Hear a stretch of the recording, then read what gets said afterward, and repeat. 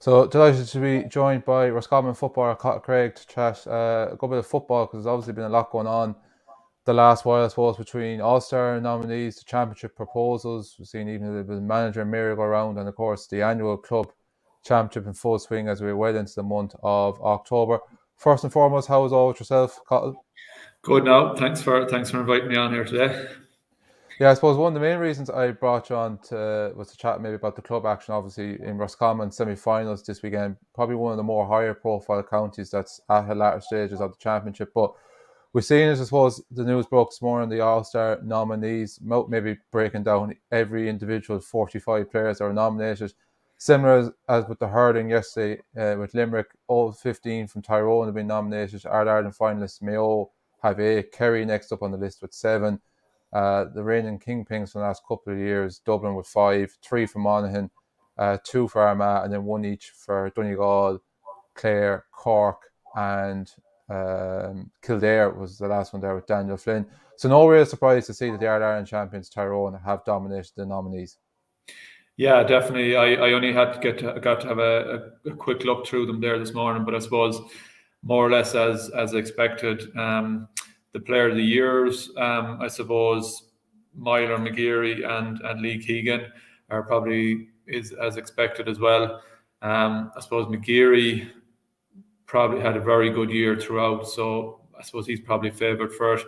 Myler and Lee Keegan had very good seasons as well, so you wouldn't be surprised if one of them picks it up. But if I was going with it, I'd probably say McGeary there on that. Yeah, I think it was the unanimous decision as well on the Sunday Games team of the year going back 4 or 5 weeks. Just anyone there, did you think maybe you might be a little bit surprised it didn't make the Player of the Year nominee? I know once again Kerry came up short, but David Clifford's efforts, especially in that hard Ireland semi-final, were just standard David Clifford really, and the likes of Niall Morgan, who really came good in the Ireland series for Tyrone.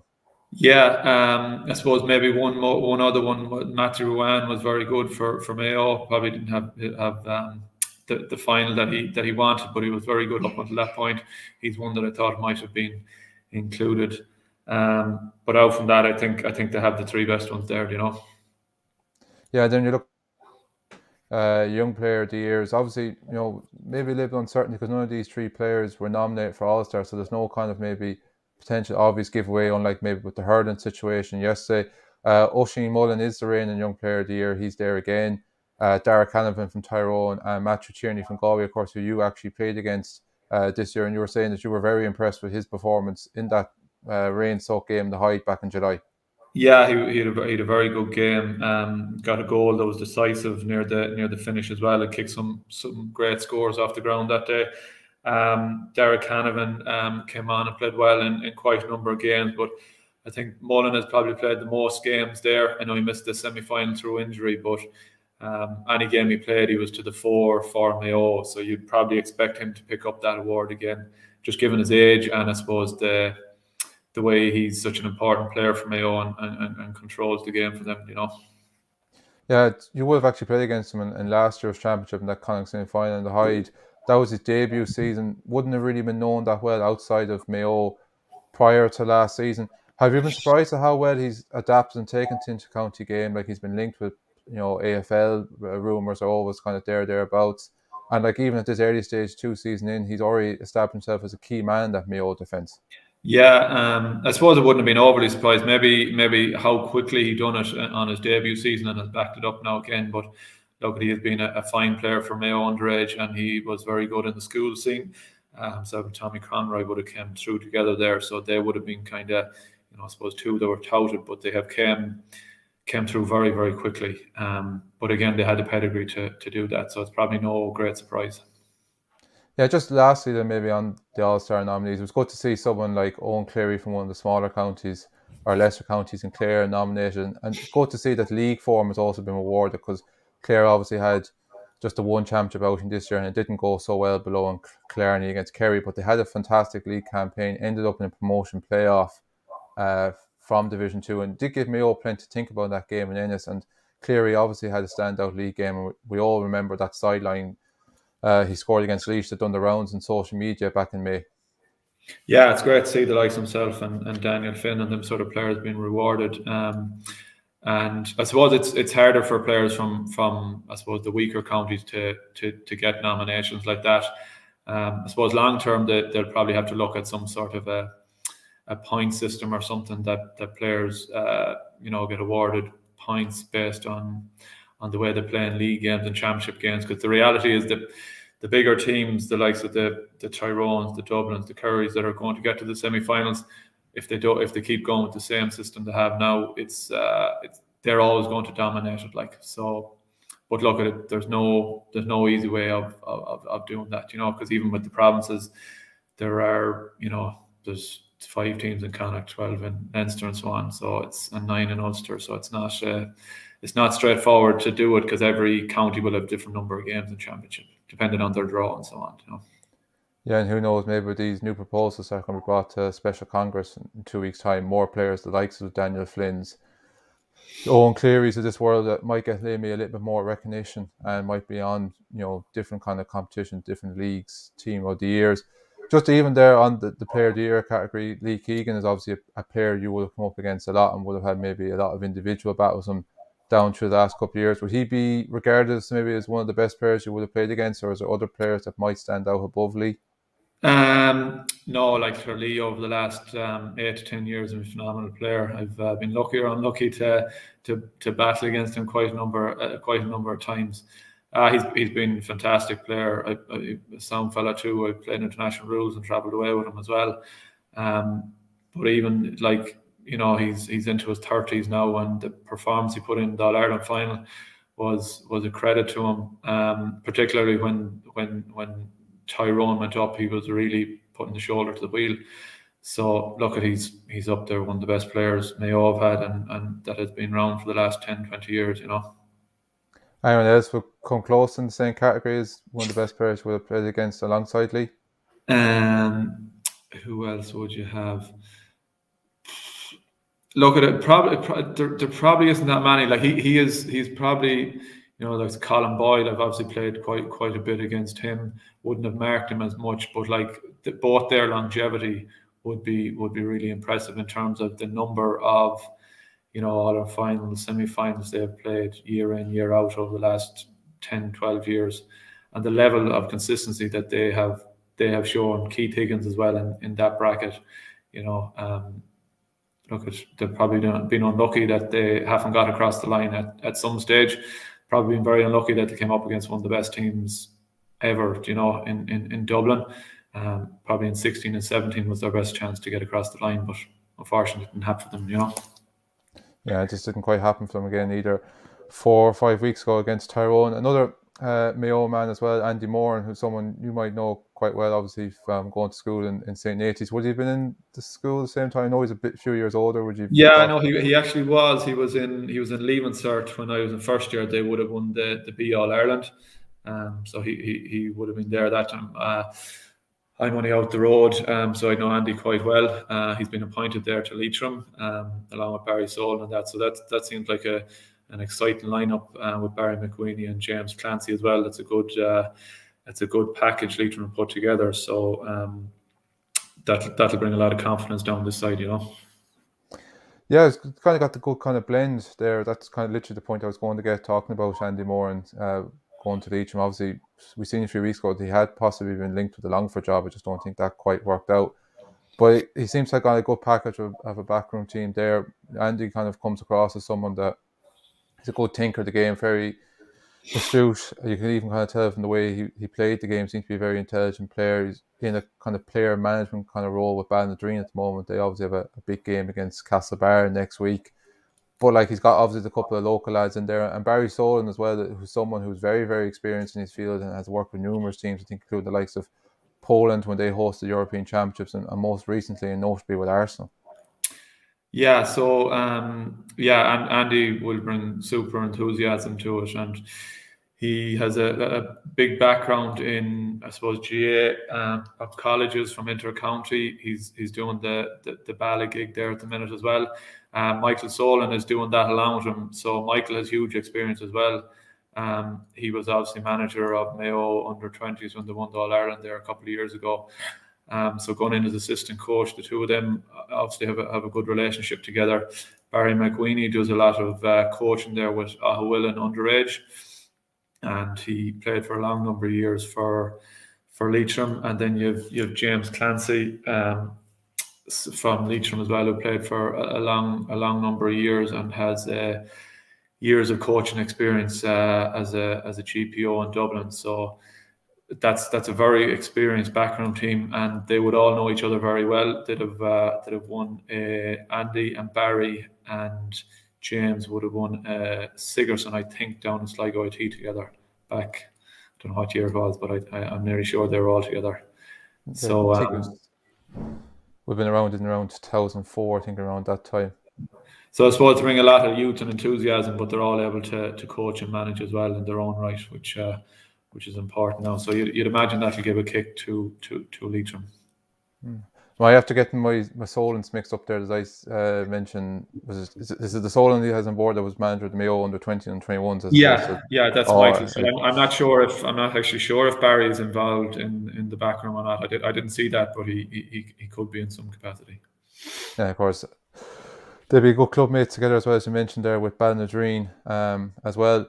Just because obviously we touched on it there earlier when we were talking about the likes of Owen Cleary and Daniel Flynn and these type of players getting more recognition, and there's a possibility of that with new championship structures that have been heavily discussed at the moment being brought forward to a special congress in 2 weeks' time. Now I know you were saying there off air, just between work and everything and even your own kind of club commitments, has just finished up with Western Gales, you haven't really maybe got around as much time to kind of look into this and be as up to date with it as much as possible. So we won't maybe go throwing you too much under the bus or anything else like that to try and catch out. But I suppose, look, the big one that everyone kind of seems to be pushing for the fellow players at the moment is Proposal B. And I suppose the big thing from it is, you're going to be everyone's going to be looking at a minimum of 11 games, 7 games of a league structure in a championship against teams of your own similar standard, and with a possibility of a maximum of 17 games. It's hard not to see why the players are not going forward for this one, because it does seem to tick a lot of the boxes. Yeah, it definitely does, and I suppose one of the positives with it is that it gives teams games at their own level, which is key to the competitiveness of teams. I know myself would say, so it's lucky or unlucky, I played in all 4 divisions, and I suppose it's, when you're at a certain level at Division 4, Division 3, Division 2, you need to be playing teams at that level and win them games, and then get up to the division above and test yourself and go that way. Whereas what's happening in some of the provinces at the moment is that there's Division 1 teams hammering Division 3 and 4 teams, and it's no good for the team in Division 1 or the team in Division 3 or 4 that are getting the hammer. But I suppose overall, there's a lot of debate on it. The players are obviously pushing hard for the B proposal. I suppose the one thing from it is that whatever motion goes through, it's going to have to get a 60% majority to get through. And I'm not sure any of them will get a 60% majority. So I'm not sure whether there will be any change. We probably need change, but that doesn't necessarily mean that we will get it. So I suppose time will tell as to if that happens or not. If it doesn't happen, and if it's the case, if you could go on to continue for 2022, would you be happy to play the same current structures that were in place, or say the last structures that were in place before COVID? I suppose before COVID, I really like the league structure because every team is playing at its own level. I would personally, at this point in my career, I suppose I like the knockout, because I wasn't a big fan of the qualifier, because it extended the year, and realistically, if you weren't winning your province, you weren't going to be going on winning an All-Ireland title. So it was just, I'd sooner if you got knocked out of championship that you get back to playing and training with your club at that stage, So I suppose there needs to be change. That's the top and bottom of it, Yeah, and I suppose one thing maybe the provincial councils are looking at with why they might have issues with Proposal Bs that might devalue the provincial systems. And I do kind of agree, but look, at the end of the day, there's going to be some flaws in any system, and the fact that the provincial systems won't be linked up to Ireland does it kind of devalue them a little bit. Now, I think in terms of their biggest concern is gate receipts, but they're talking about these provincial championships being played in a round robin system. While they might be at the springtime year, you're still looking at more games. Should still at least at worst have in around similar levels of income. Obviously, some of your best days in a Roscommon shirt were 2010, 2019, winning then Conlon titles. If it was a case of where you just win a round robin provincial championship, but it doesn't mean anything to your championship status, would it still take away from another Connacht medal for you? It probably would devalue it, to be honest. Like I'm lucky enough to have two Connacht titles, and I would have. They're massive things in my career, and like the vast majority of players around the country, bar the ones playing in the bigger counties, like winning a provincial title is the most that they can hope to achieve in their career. So I don't think we should take that lightly. And in terms of, I suppose, getting rid of or changing the championship structure, because it's a huge achievement in the vast majority of players' career. Bar maybe like even the likes of Dublin and that, who have won, some of them have won 8, 10, 12 Leinster titles. I'm sure when they look back on it, they will still have huge value on them Leinster titles, because it is a huge achievement even to get through and win Leinster on such a regular basis, because there's so many teams in it. Yeah, I suppose whatever happens and whatever format and structures are in place for 2022, Anthony Cunningham will be staying on as Roscommon manager for a fourth year. Has any kind of discussions happened between yourself and Anthony for yourself going forward in 2022? I suppose, look, maybe you've just finished up even for the year after the club there with Western Gales, but I suppose you will kind of fall into that kind of age category where people will be wondering, kind of going to be hanging up your boots for Scotland, or is any kind of decision being made at all? I've been chatting to Anthony there. We just finished up now, so I'm just going to take a break for a couple of weeks, and I'll probably get back doing a bit of training then. Good stuff. So I suppose one of the main reasons that you were brought on, I suppose I was looking to get you, was to talk a little bit about the club action, and obviously the fact as well you're heavily involved with Roscommon or with the GA and Connacht GA.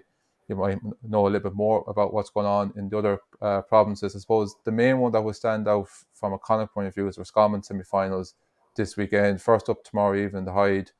Near neighbours and repeated last year's final, St. Bridget's and Port Pierce is going head to head. It's an annual thing nearly at this stage for them two to always meet in the championship. And then on Sunday, in the same venue, it's Roscommon Gales versus Clonagale Gale. So we might just briefly touch first on tomorrow's game. As I mentioned, repeated last year's final.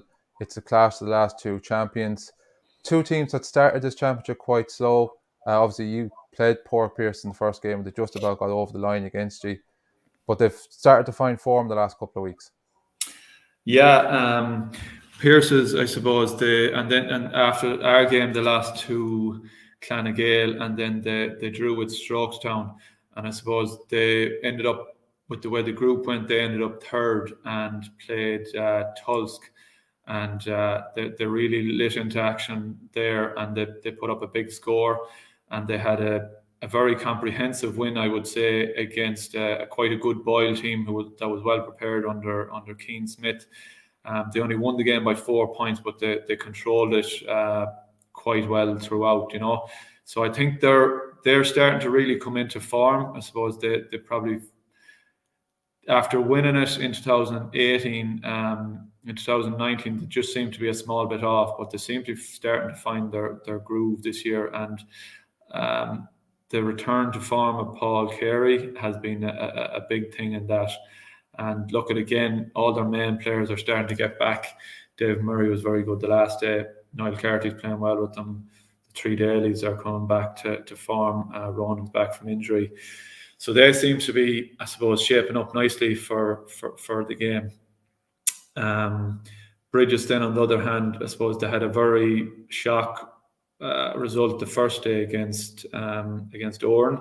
Now they were down a few players, and then they bet Crones and Tulsk, and then they had a good win the last 2 weekends ago against Strokestown, who pushed them all the way for probably up till the third water break. They got a goal after the water break, and then they kicked on and won by 4 or 5 points. So again, they're coming into a nice bit of form. Yeah, how would you see it going? Obviously, last year's county final was expected to be a tight game, but a young kind of Bridget's team who might be felt might be a year or two early for them. out of the water. And as you touched on, a very experienced, hard to break down Pierce's team.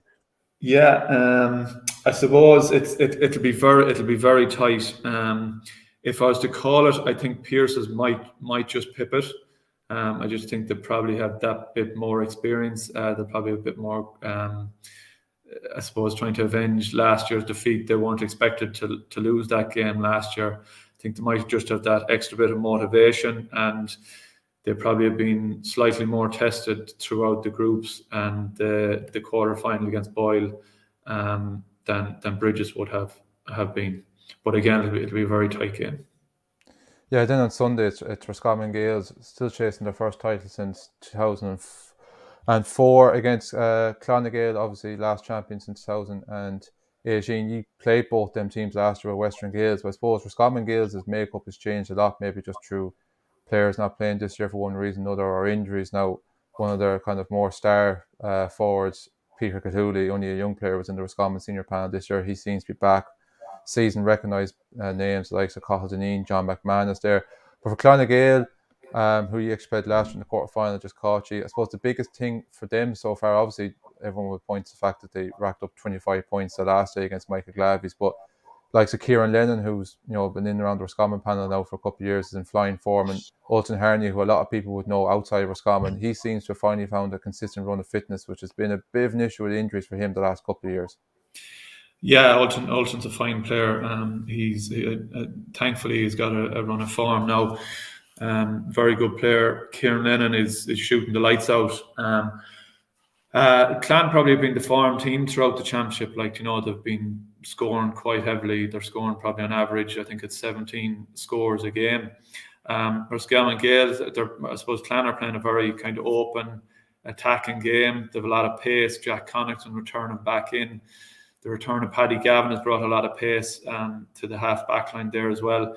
They seem to be getting the ball into Kieran Lennon, and they went to town on Michael Glavies in the last game, scoring 25 points, which is nearly unheard of in football, Roscommon Gales, then, on the other hand, they're kind of playing a possession, defensive type of game, but they've been knocking around semi-finals and finals for a good few years now, so quite a bit of experience, and they're more experienced players are playing quite well. They're deploying Mark Healy on the edge of the square, and retreating out a lot of the other players. Brian Kelly kind of plays off him a small bit there, but they're putting the ball into him and Richard Hughes, Kieran Kilcline coming off them. And although they're not scoring a huge amount, what they are getting is goals. They're getting 2 or 3 goals in nearly every game.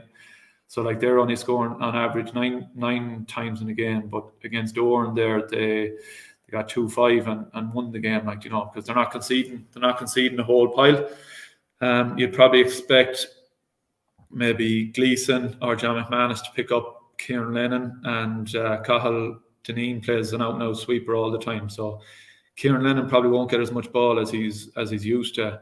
I think Roscommon Gales will stifle them a lot. So it'll be an interesting matchup. Yeah, of course, you know the Clonagale manager quite well, Liam Currency, had a year or two involved with the Roscommon team there as well under John Evans. Yeah, Liam's an excellent coach. He was doing all our forwards work there for the period he was in, and I suppose you can see a lot of the way he was coaching us that time. He's doing similar things. He's into kicking, playing fastball. He's obviously utilising Kieran Lennon a lot for that, because Kieran is a very good ball winner. But I suppose Roscommon Gales are probably a team that Clan haven't come up against so far in the league, and they definitely won't be scoring 25 points against them. Let's put it that way. I suppose Roscommon Gales will probably have to get 2 or 3 goals to win the game, but they're probably capable of scoring that. So it'll be interesting. But I suppose if you were to go on form, you'd probably have to say Clan. But I give an outside chance to Roscommon Gales on this one. Yeah, they actually met at this stage of the competition 3 years ago, the last time Clan were victorious, and it looked actually for all likelihood the Roscommon Gales were going to win that game to the late Clonagale goal. So who knows, it could be another tight game as well on Sunday. As of course you can see there on the bottom of the screen, this is brought to you by ogreretro.com. Of course, go onto their website and use the Our Game promo code to get 15% off on their website. And of course, another thing as well that you can do is sign up to our Patreon for €5 a month, where you get all audio podcasts and more exclusive content from the channel. And something that you can do for absolutely completely free is subscribe to our own YouTube channel here. We're just over in around between 8 and 9,000 followers, so it'd be great if we could keep pushing that up and get to the 10,000 mark before the end of the year. Just before we kind of finish up as well, as I mentioned, club championship now really in full swing. A lot of counties that like Roscommon that might have exited the championship that bit earlier are moving on quite nicely, and we've obviously got semi-finals as well in Sligo this weekend, and Leitrim are at the final stage as well. Yeah, Leitrim semi-finals around there last weekend. So Ballinamore had a big win against Carrick and Shannon. That was probably expected to be a tight enough game, but Ballinamore won it quite well. Mohill, who probably are the favourites to win that out, had a good win against Leitrim Gales. Leitrim Gales brought it back to within a point around the midway stage of the second half, but Mohill kicked on and won it by 4 or 5 points in the finish then, I think. As I said, Mohill are favourites to win that, so you'd expect them maybe to win that final. But Ballinamore I think were in last year's final as well, so they're quite experienced.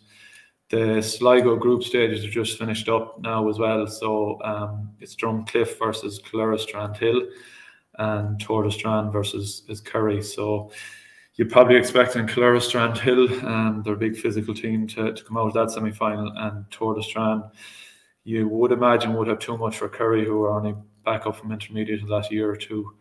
Strand have obviously won the last good few county titles in Sligo, and I suppose overall you'd be probably expecting them to come through on that.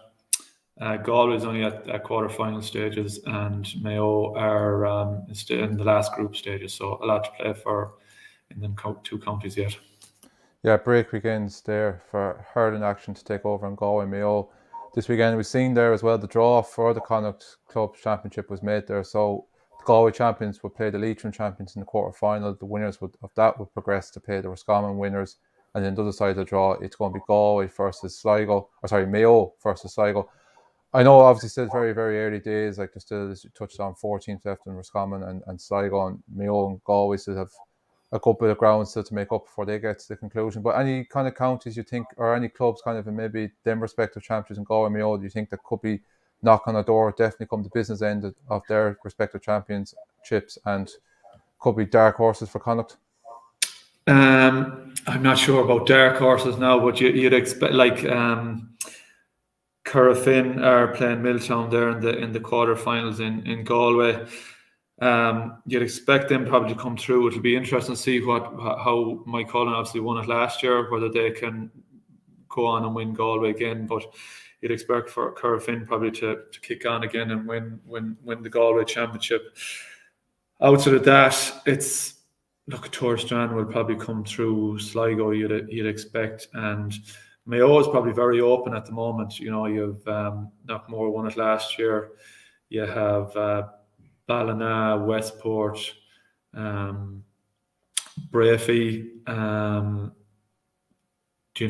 Castlebar. Mayo is quite open at the minute, so it's hard to know who'll come through and win that in Mayo. Yeah, even Ballintubber still very much in the picture, even without. Yeah, sorry, I've forgotten about Ballintubber. Yeah, and they're a very strong team. We touched on Knockmore as well, last year's champions. They still have a bit of work to do going into their last group game after a surprise defeat to Belmullet last week. As you touched on the Mayo Championship, it's very rarely, maybe apart from a little bit of dominance from Castlebar in the last decade, that you see anyone win that championship back to back. It is always so open, where 6 or 7 teams. Yeah, I knew I was missing someone there with Ballintubber. Like, they had, before Knockmore, they had won 2 in a row. I suppose the one thing there is they'll be missing Killian. I don't think he'll be back for them. Like, so that'll be a huge loss when it gets to the later stages of the championship. But they're tipping on nicely enough, at the same time. Yeah, like I said, number of teams there, Mayo, 6 or 7 teams always in, was a good shout every year. Cathal, thanks very much for taking the time out today and chatting to us about everything really pretty much that's going on in the GA world in the last 7 days or so. Perfect. Thanks very much for having me on. All right. Cheers, Cathal. All right.